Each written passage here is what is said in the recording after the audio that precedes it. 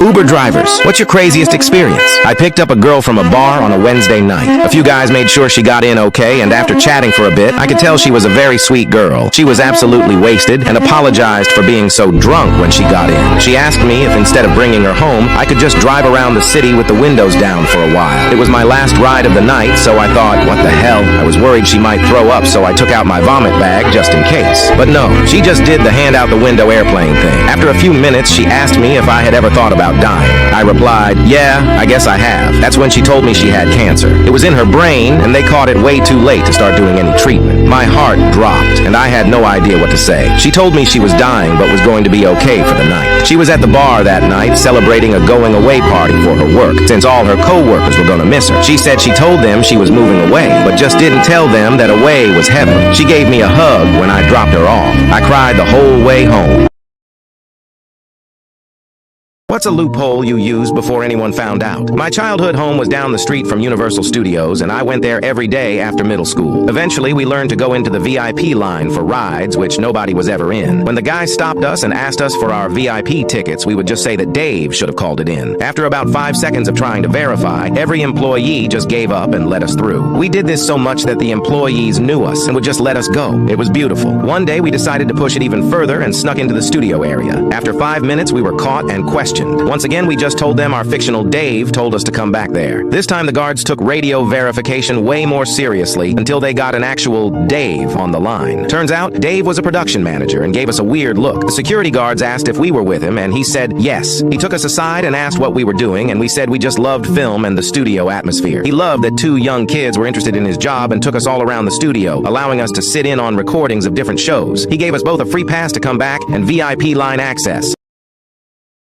Has a stranger ever saved your life? When I was 17, I was super naive and didn't think a stranger would ever actually try something on me. But one night, I was at a bus stop when a very tall guy I didn't recognize started talking to me. I didn't ignore him and was just being nice. But then he started asking personal questions like if I had a boyfriend. Immediate red flag. After a few minutes, he started moving closer. And when I tried to move away, he quickly grabbed my hand. I tried pulling away, but he tightened his grip and wouldn't let go. Eventually, he managed to push me into a corner and started trying to put his hands on me. I was freaking out. There was nobody around and I didn't know what to do. But just then, the bus came and a young man got off. He saw what was happening and we made eye contact. He must have saw how scared I looked. He immediately intervened and said, "Hey, there you are. I've been looking for you everywhere. Who's this?" The creep then quickly put his hood up and walked away. I felt a huge wave of relief. The guy then looked at me and asked if I was okay, but my heart was beating so fast I could barely get the words out as I thanked him. Afterwards, we talked for a bit and found out we actually had one of the same classes together. Almost every day we sat together and I thanked him for what he had done. He saved me from what could have been a nightmare. What's the most embarrassing thing you've ever done? In junior year, I had a massive crush on a girl in my class. She was probably the hottest girl at my school. I built up the courage to ask her out, and when I did, I couldn't believe what I was hearing when she agreed. She even told me I was cute. I picked her up that night, and we flirted and laughed over dinner. Everything was perfect. By the time I was driving her home, I could tell she was into me, too. I pulled up in front of her house, and she gave me the look like she wanted to kiss before our date was over. So I leaned in, but completely panicked, and ended up just giving her an awkward hug. I'm still mad at myself to this day. Then she just smiled and got out to go inside. I was getting ready to leave and realized how big the mistake I just made was. So I quickly checked my hair and breath and jumped out ready to give her the kiss of a lifetime. I ran up to her, turned her around, and looked into her eyes. But after a second, I immediately noticed a panicked look on her face. And before I could ask her what was wrong, she pointed behind me. I turned around and saw my truck was rolling down the street. And seconds later, we heard a loud crash. Turns out it hit her dad's brand new car, and having to explain the situation to him was the most awkward moment of my life. We didn't go on a second date after that. My mother blackmailed me at my own wedding, but I got my revenge. A month ago, my mom and brother showed up at my house and told me he was going to propose at my wedding. Of course, I told him no, and he seemed to accept it. But after he left, my mother stuck around and proceeded to scream every horrible word she could think at me, calling me a disgrace to the family. She told me if I didn't let him propose, she would personally make sure I would be disowned and tell our whole family I cheated on my husband at my bachelorette party. I called my dad and got him to calm her down, and I thought that was the end of it. The day of my wedding, everything was perfect, and I couldn't have been happier. But right as my husband was about to announce I was pregnant, I saw my brother get down on one knee and ask his girlfriend to marry him. Everyone cheered for them, and his new fiancée made sure to show everyone at my wedding her new ring. That night, I cried in my husband's arms as everything I dreamed of was ruined, but then I got an idea. My brother's wedding was yesterday, and I made sure to sit right next to my mother. Just as I saw it was time to make a toast, I quickly stood up and told everyone I was pregnant with twins. Everyone cheered and seemed so happy for us. My mother's face went red as our whole family practically lined up to feel my stomach. I don't know what she's going to do, but I don't regret a thing.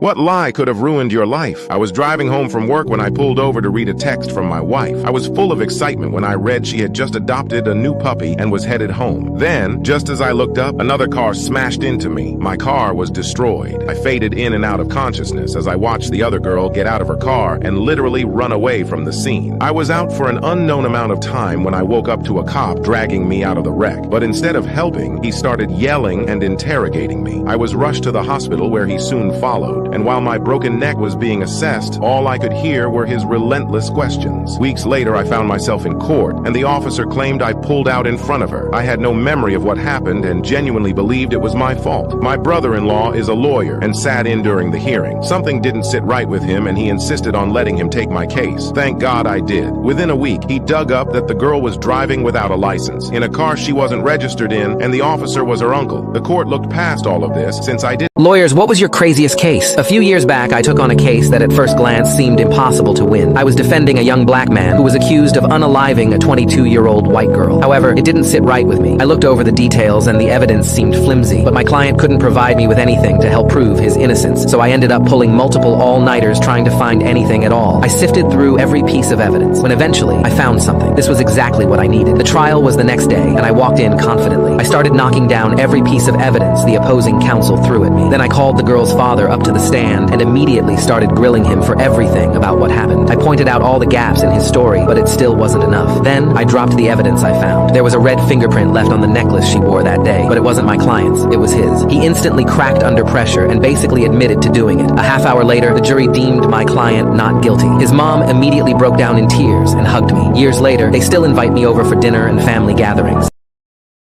People who faked their own death. Why did you do it? I owed a lot of money to a gang in my area, and one day while I was dropping my daughter off at school, I noticed one of them stalking me. 10 years before, I was badly addicted to gambling. I lost all the money I had borrowed from them and couldn't pay it back. From that day on, I lived in constant fear of what they might do. I soon recovered from my addiction and was working overtime every day to pay it back. But once I finally did, they didn't stop. They told me they wanted more, or it would cost me my life. And as soon as they started to get near my family, I knew I had to put an end to it. My best friend worked in cybersecurity and told me he had a way out. The next day, I saw my wife and daughters for the last time, and our plan was in action. We drove out into the forest, planted fake evidence in my car, and drove it into a tree, making sure nothing was left but car parts and my DNA. I then moved to a different state with a new name, and have been watching my life unfold over social media ever since. I saw the own news report of my car accident, my own funeral, and my wife posting on Facebook about how much her and my daughters miss me. It pains me to see my girls grow up without a father, and all I want is to go back to them, but I can't. What was the scariest moment of your life? I grew up in a house that always seemed tense because of my sister Kayla. She truly hated my dad for what seemed like no reason at all. And one night after he took away her phone, she just snapped. She was always texting a lot of guys even though she had a boyfriend. And after my dad found out, he was furious. When Kayla couldn't find her phone, she asked my dad if he took it. He was brushing his teeth as he told her, "I know what you've been doing on it, and no daughter of mine is going to act like that. I gave your phone away and you aren't getting it back." At this, she started screaming. He didn't budge, so she then walked to the kitchen and I watched as she then stomped back to the bathroom holding a large knife. I tried to get her to stop, but she slammed the bathroom door shut, locking it. I was banging on the door telling her to stop, but all I could hear was them screaming at each other. He was begging her to put the knife down, and then things started breaking as they were fighting. I was bawling my eyes out wanting them to stop as I heard the mirror smash and my dad grunting in pain. Then there was a loud thud and everything went silent. I waited for the longest 10 seconds of my life until I saw my dad walk out, bruised, and my sister unconscious. We called the police and she now lives in a psych ward. Neither of us have talked to her since. What's the most wholesome lie you've ever told? I told my girlfriend on her birthday my parents got into a car accident and I had to go see them. That morning I came up with a plan to surprise her. We spent the whole day together and it was perfect. I woke her up with flowers gently singing her favorite song, and we spent the day doing all her favorite things together. Then at dinner that night, I pretended to get a phone call. I came back, faking being panicked, and told her my parents got hit by a drunk driver and I had to go see them at the hospital. I quickly dropped her off, but instead of going to the hospital, I went to the adoption shelter. There was one puppy there she was constantly showing me for the past few weeks and borderline obsessed over it. I went and picked the little guy up and drove home to surprise her with it. When I walked inside, my girlfriend rushed up to me and asked if my mom and dad were okay. Then I broke the news to her that I lied and nothing happened to them, and just as she went to slap me, I held out a box. She looked mad, but opened it and the puppy immediately jumped out into her arms. I've never seen a human more happy than she was when she realized it was the dog she wanted, panting and wagging his tail at her.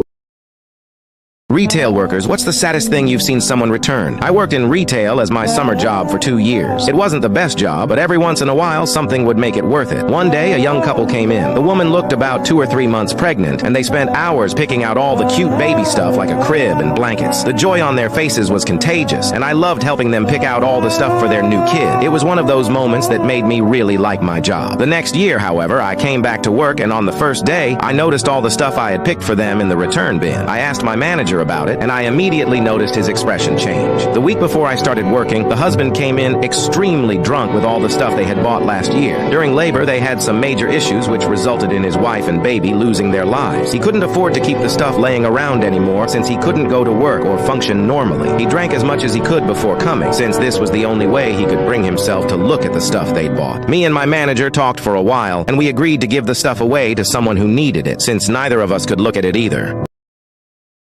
What's the biggest lie you were told as a child? When I was a little girl and still believed in Santa, I figured why not ask for all the most expensive toys I could think of. I wrote my letter and asked my mom to put it in the mailbox. Later that night, I saw her crying, and at the time, I had no idea why. She told me everything was okay, and her eyes were just watering. Years later, my mom revealed to me that she felt ashamed for raising me in such poverty, since we had a small house and I didn't get anything the other kids at school did. However, I remember that Christmas morning. I opened my presents to find all the stuff I had wished for, and spent the entire day playing with my expensive new doll set and my new pajamas. When I asked my mom how she got them for me, she said that our neighbors saw her crying, and after finding out it was because she couldn't give me the Christmas I wanted, they gave her $500 to buy everything on my list. She didn't want to accept it at first, but they told her it was the least they could do. Earlier that year, when I was playing outside, I noticed their new puppy's leash wasn't put on right, and stopped it from jumping out into the road right before it would have been hit by a car. They had been waiting to repay me for that ever since.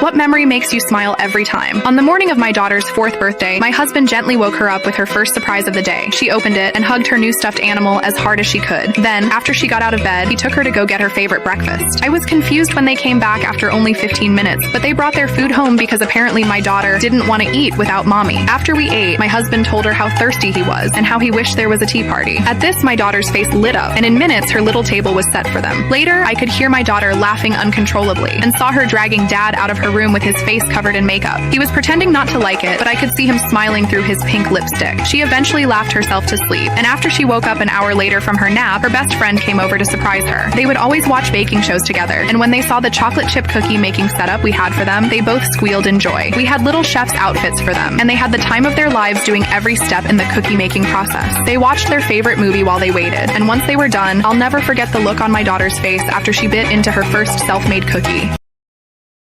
What's the weirdest thing your child has done? My son had a weird sixth sense when he was super young, around 3 to 5. One day he did it twice and it really creeped me out. We went to an amusement park and spent all day playing games and going on rides. And after a few hours we stopped to get some food before fireworks. He suddenly gets this weird look on his face and put his food down. I noticed and asked him what was wrong. He says, "Why is our car moving?" We looked at him funny and took it as a joke. He again said, "Our car is moving." We just told him to stop being silly. Right after I went back to the car to grab our camera and saw that our car actually rolled forward and hit another car after the parking brake failed. I left them a note and went to tell my husband, but the fireworks had already started. My son was sitting on his shoulders pointing towards the fireworks and saying "now" when he thought they would launch. He was actually guessing pretty accurately. Then, out of nowhere, he points way over to the right and says, "Oh, the next one's over there." I started saying, "Honey, I don't think so," when one firework shoots out from exactly where he was pointing. Then he goes right back to the center and keeps playing his game. It was the only one that was launched from the right.